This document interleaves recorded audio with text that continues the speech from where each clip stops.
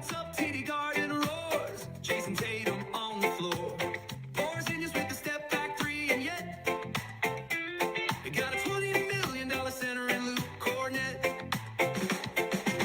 Jaylen Brown, full court sprint, fast breakdown, crowds lit. Derek White with the lockdown D. Every game feels like history. Highlights, reactions all season long. Your Celtics source with the intro song. Big takes, play-by-play and analysis. Sit back and relax, you don't want to miss.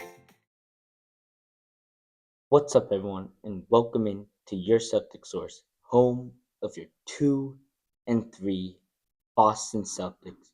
One game at a time, guys. One game at a time.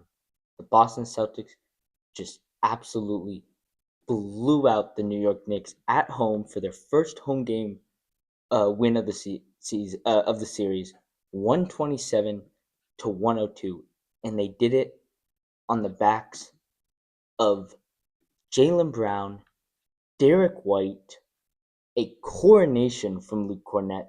We'll talk about all those, plus excellent defense from Jrue Holiday, timely threes from Payton Pritchard and Sam Hauser, and basically a team effort tonight. You know, Jayson Tatum goes down the last 2 days or so. Everyone's been, in tears for not only what's going to happen this series in these playoffs, but also next season. Could Bill Chisholm, blow this entire team up? Nobody knows. But while the Celtics are still fighting to move on, this series isn't over. They go into New York, they steal a game, they bring it back. You just keep fighting because it's not over until it's over. And especially when you get Jaylen Brown, after we all know what happened in Game 7 2 years ago, when Jayson Tatum went down with that ankle and Jaylen Brown couldn't, finish the job. And this is a must-win game, a winner-go-home game for the Celtics, and Jaylen Brown shows up. Jaylen Brown, 26 points, a plus 28 team high, 8 rebounds, but I think the most important stat is his 12 assists, his double-double, just finding open guys, getting into the paint, and then kicking it out, which, gets the New York defense to collapse and then spread out, which makes it much harder for New York to guard, something they haven't been able to do for most of the series, to be honest. And I don't know why they were able to do it tonight. Maybe just because, everyone was, desperate. Everyone did their jobs almost to perfection. Everyone except Kristaps Porzingis, which we'll talk about in a second. But just an unbelievable job from Jaylen Brown. I can't say it enough to get to basically be not only a play finisher but a playmaker. They were saying that on the broadcast. Jaylen Brown at times has not been a playmaker. He sometimes puts his head down and just bullies his way to the basket, and sometimes it ends up in costly turnovers, offensive fouls. But tonight he kept his head high, his head on a swivel, looking for guys like Derek White, Payton Pritchard, Sam Hauser to knock down just one shot and get the crowd, back into it. Because throughout the first half, right, the game's tied going into the halftime, and the crowd was not into it for most of that first half. There are a lot of New York fans in the buildings, and it took that third quarter performance from Jaylen Brown to get the Celtics fans at TD Garden involved. And from there, we can talk quickly about what they were able to do going at Brunson with his foul trouble, and they got him out of the game. The biggest thing you can do is get the best fourth quarter player in the NBA right now out of the game with 9 minutes still to play. And Jalen Brunson picks it up coming around the screen where he bumps Brown, and from then it's a piece of cake because you're scoring and you don't have to worry about the New York Knicks scoring on the other end. And the lead just went from around a 15-ish lead skyrocketed to a 25-point win, their biggest win, I think, all playoffs. You know, we can talk about Derek White. No Jayson Tatum. Jaylen Brown has a lot of the heavy lifting in the playmaking side of things. You just need a guy to come out there and not necessarily make plays for others, but just put the ball in the basket. And that's exactly what Derek White did in this game.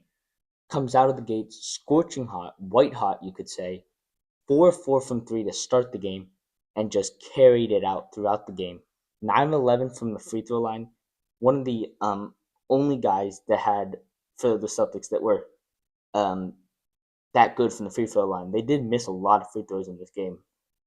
17 of 26, which, I mean, it's not terrible. It is 65%, but the Knicks do make 32 of 40, so they a lot more free throws for them, which makes sense, right? The Celtics were knocking down their shots. They didn't need to get into the paint as much. But Derek White, as I mentioned, right, 34 points.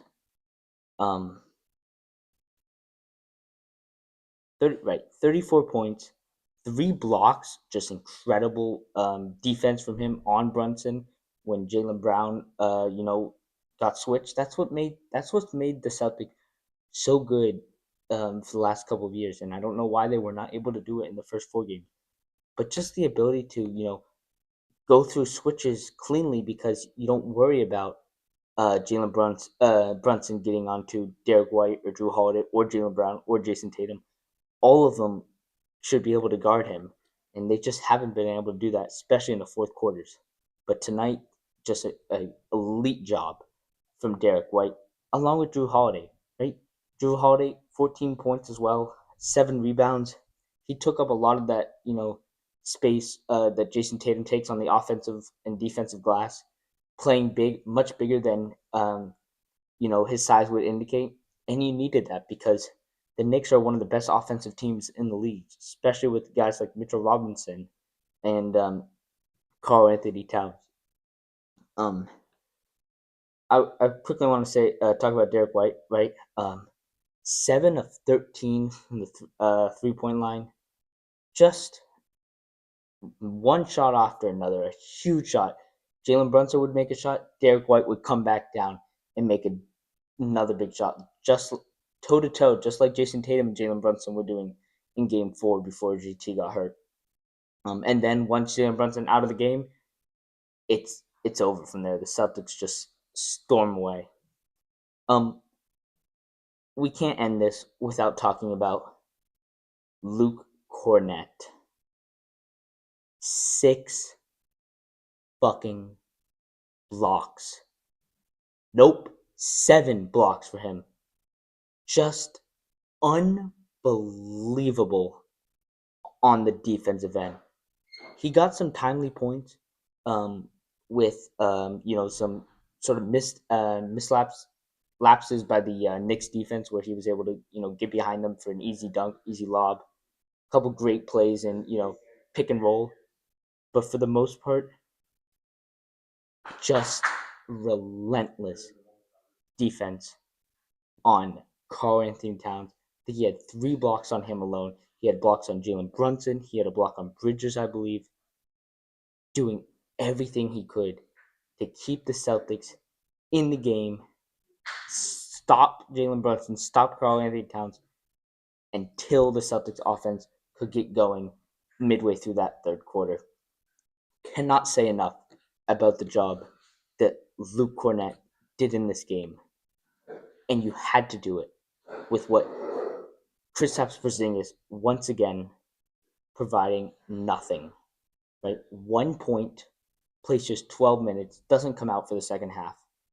I don't think at all. Yep, doesn't go. He goes. Joe Mazzulla goes with Luke Kornet and Al Horford to start the second half, and rightfully so because I think Kristaps Porzingis, he's the first one to go this offseason because he's been healthy these playoffs, and just nothing from him. 0 of 3 from on field goals, missed some easy bunnies down low. 0 of 2 from behind the arc. 1 of 2. 12 minutes only for him. Just 1 rebound, right? If you're not going to score, at least get some rebounds, get some assists, does nothing. And so I don't know. That's part of the problem why the Celtics are down 2-3 right now. Like, I don't. The reason that the Celtics are losing this series has nothing to do with Jayson Tatum, nothing to do with Jaylen Brown. I'm putting almost 60% of the blame on Chris Porzingis alone, which leaves only 40% for everyone else combined. Just because you get 10 points for him a night, you win every single one of these games.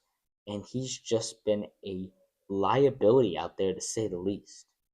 So I don't know what's going on. I would get rid of him this offseason because I think, if a team's willing to take him, he makes him the right amount of money to get rid of.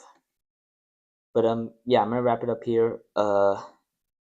Thank you so much for watching. Follow me on social media. You can check this out on Spotify or wherever you get your podcast. We will have a show tomorrow night.